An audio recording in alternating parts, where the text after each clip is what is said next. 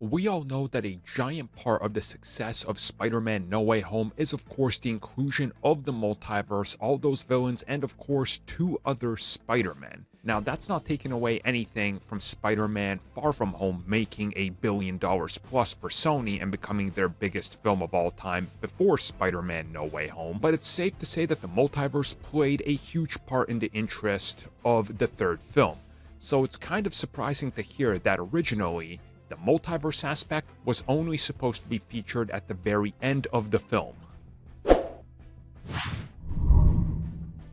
If you're a fan of this channel, you probably know that I love hearing about all the things that could have happened, alternative takes, deleted scenes, original ideas, more or less, that were scrapped very early on, or sometimes even late in the production because of huge changes. Of course, Spider-Man No Way Home and Doctor Strange in the Multiverse of Madness saw a lot of this because of multiple shutdowns, reshuffling of release dates, schedules, moving actors around, and so forth. So what we recently found out thanks to the writers of Spider-Man No Way Home was the fact that originally, having multiversal villains appear, such as Doc Ock, Green Goblin, and so, was originally only supposed to be the very end of whatever the original Spider-Man No Way Home was supposed to be. Essentially, giving us the story about Peter Parker dealing with his identity, doing and fighting whoever he was supposed to, which I think we all can kind of agree upon was probably Kraven the Hunter from all we've heard. But of course, that ended up being scrapped because of the fallout between Sony and then wanting to make it a multiverse film. Thus, they shifted the post-credit scene, or the ending of the film, teasing the multiverse sort of invasion into a full-blown film. Now, we could sit here and speculate all day on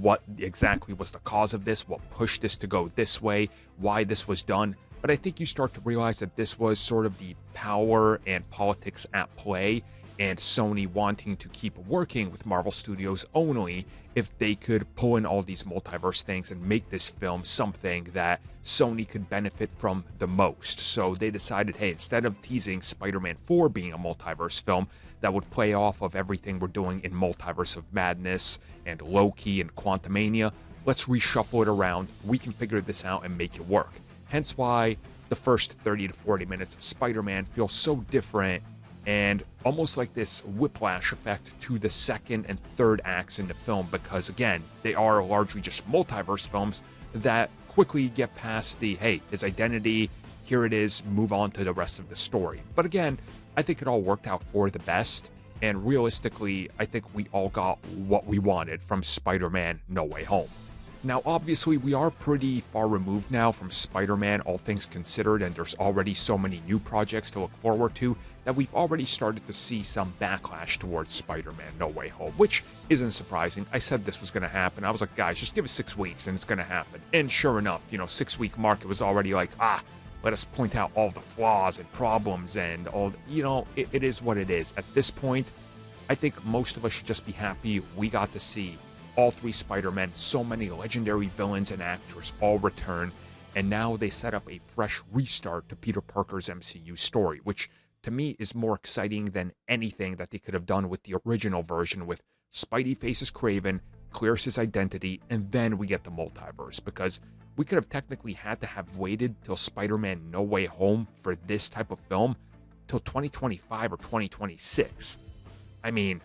I don't know about you guys, but I'm happy we got it already instead of having to wait another 3 to 4 years for a fourth Spider-Man film. That's just me though. I know some people say it would have been better had they handled it with more build-up, and maybe so, but Sony wasn't going to have that, so I think they made the best and did the best with what they had, and what they had was honestly